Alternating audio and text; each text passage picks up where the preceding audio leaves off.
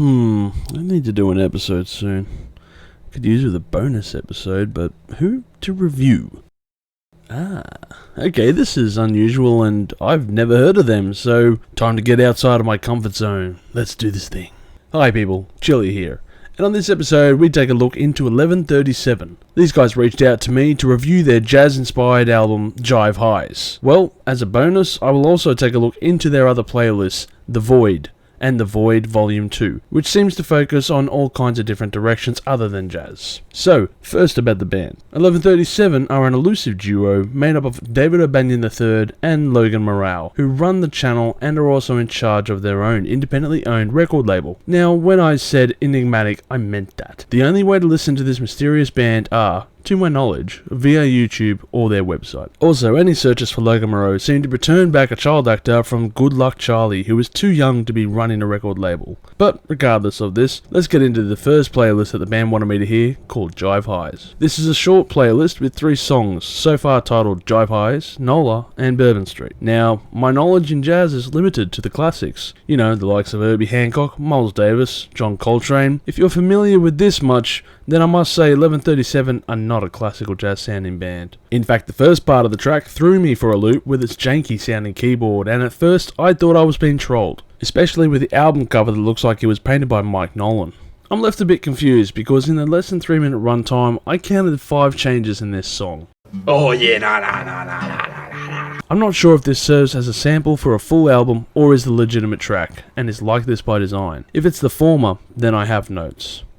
The sections are too short to get into and enjoy, and 1 or 2 transitions seem a bit odd or misplaced. But there are some sections that have a good rhythm, in particular the part about 1 minute 10. Nola follows and is a short track at less than 1 minute of a looped drum pattern with instrumental overlays. I can't say it holds court, as once again it's a very short piece. Bourbon Street is next, and it takes its name from the classic breeding ground for jazz in New Orleans. This is the most complete song in the mix, and by default is the best, as it doesn't shift or stray too far, which is both a pro and a con. My review for the playlist will be short. Jazz usually leaves me confused but with a sense of wonder at the music I just heard.